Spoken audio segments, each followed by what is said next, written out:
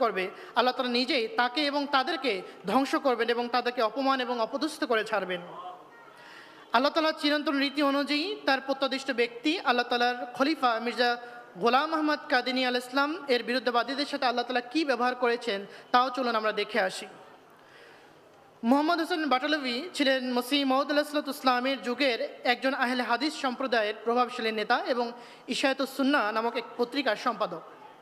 হযরত মসিহ মাউদ ইসলামের প্রথম জীবনের ঘনিষ্ঠ পরিচিত ব্যক্তিও ছিলেন তিনি। কিন্তু পরবর্তীকালে তিনি হযরত মসিহ মাউদ ইসলামের সবচেয়ে বড় শত্রুতে পরিণত হয়েছিলেন। তার শত্রুতা এবং তার পরিণতির বিষয়টি ইতিহাসে দৃষ্টান্ত হয়ে আছে। প্রথম জীবনে তিনি মসিহ মাউদ আলাইহিসসালামের প্রশংসায় পঞ্চমুখ ছিলেন, কিন্তু যেভাবে আবুল আহাব নবী করিম সাল্লাল্লাহু আলাইহি ওয়াসাল্লামের নবুয়তের বাণী শুনে তাব্বাল্লাকা বলে লাফিয়ে উঠেছিল, তেমনিভাবে এই নব্য আবুল আহাবের উত্তরসূরি মোহাম্মদ হোসেন বাটালভিও দম্ভ করে বলেছিল, জিসে मैंने আসমান পার চড়ায়া উসে मैं ही জমিন পার গিরাউঙ্গা, যাকে আমি আকাশে তুলেছি তাকে আমি মাটিতে নামিয়ে আনবো। কিন্তু খোদাই ফয়সালা দেখুন, বাটালভি নিজেই আজ ধুলোয় মিশে গেছে, আর খোদার মসিহ আজ আকাশচুম্বী সম্মানে ভূষিত হয়ে সসম্মানে তার নাম নেওয়া হচ্ছে। মোহাম্মদ হোসেন বাটালভি যখন দেখলো যে মসিহ মাউদ ইসলাম তার মামুর মিনাল্লাহ হওয়া অর্থাৎ আল্লাহ তাআলা থেকে প্রেরিত হওয়ার দাবি থেকে বিরত হচ্ছেন না, তখন তিনি পুরো ভারতবর্ষ ঘুরে 200টিরও বেশি আলেমের স্বাক্ষর নিয়ে মসিহ মাউদ ইসলামের বিরুদ্ধে কাফের এবং দাজ্জাল ফতোয়া জারি করেন। তিনি সাধারণ মানুষদের উস্কে দিয়েছিল যে আহমদীদের সাথে যেন কথা বলা না হয়, তাদের সাথে যেন বিয়ে শাদী বন্ধনে আবদ্ধ না হওয়া হয় এবং এমনকি কবরস্থানেও তাদেরকে যেন জায়গা না দেওয়া হয়।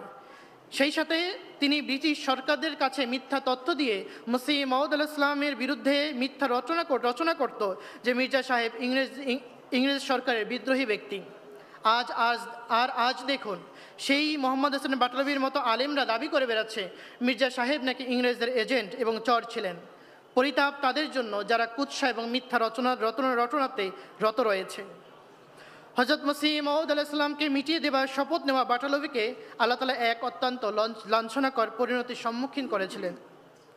একবার মসিহ মাউদ আলাইহিসসালামের বিরুদ্ধে আদালতে সাক্ষ্য দেওয়ার জন্য যখন বাটালভি সাহেব আসেন, তখন তিনি দেখলেন যে মসিহ মাউদ আলাইহিসসালামকে সম্মান জানিয়ে আদালতে চেয়ার দেওয়া হয়েছে। তখন এই বাটালভি নিজেকে বড় আলেম এবং ধর্মীয় নেতা পরিচয় দিয়ে চেয়ার চেয়েছিল, কিন্তু যে আল্লাহর মসিহকে অপদস্থ করতে চায় সেই কার সম্মান পায়। আল্লাহ তাআলা সেখানেই তাকে চেয়ার তো দূরের কথা, শুধুমাত্র একটি চেয়ার চাওয়ার কারণে সে আদালতে ভরা মজলিসে চোর এবং ডাকাতদের সাথে দাঁড় হয়ে থাকতে হয়েছিল। শেষ জীবনে তার চরম অধপতন হয়েছিল। যে আলেমরা তার আগে পিছে ঘুরত তারাও তাকে পরিত্যাগ করে চলে যায়। তিনি এতটাই নিঃস্ব হয়ে পড়েছিলেন যে তার ভরণ পোষণ চালানো অত্যন্ত কঠিন ছিল। তিনি দম্ভ করে বলেছিলেন আহমদিয়াতকে মিটিয়ে দেবেন, কিন্তু তার চোখের সামনেই এই জামাত হাজার থেকে লাখে উন্নীত হয়েছিল এবং চরম হতাশা এবং মানসিক যন্ত্রণার সাথে 1920 সনে তার মৃত্যু হয়। পরবর্তীতে তার বংশ থেকে তার নাতি আহমদিয়াত গ্রহণের মাধ্যমে তার পরাজয় পূর্ণতা লাভ করে।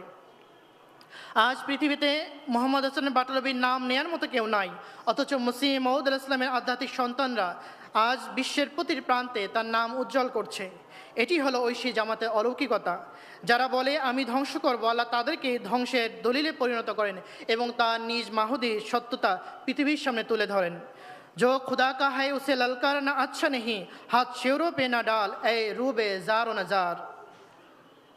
সম্মানিত উপস্থিতি, যারা মনে করে গালি দিয়ে বা ইসলামের নবীর অবমাননা করে পার পাওয়া যায়, তারা পণ্ডিত লেকরামের ইতিহাস তাদের জানা উচিত। লেকরাম ভেবেছিল গালি দিয়ে আল্লাহ প্রেরিত মহাপুরুষকে সে পরাস্ত করবে, কিন্তু খোদার ফয়সালা দেখুন, আর্য সমাজের এক উগ্র নেতা যে কিনা মসিহ মাউদ ইসলামের অন্যতম প্রধান এবং ভয়ঙ্কর বিরোধী ব্যক্তি ছিল। পণ্ডিত লেকরাম কেবল হযরত মসিহ মাউদ ইসলামের বিরোধিতাই ছিল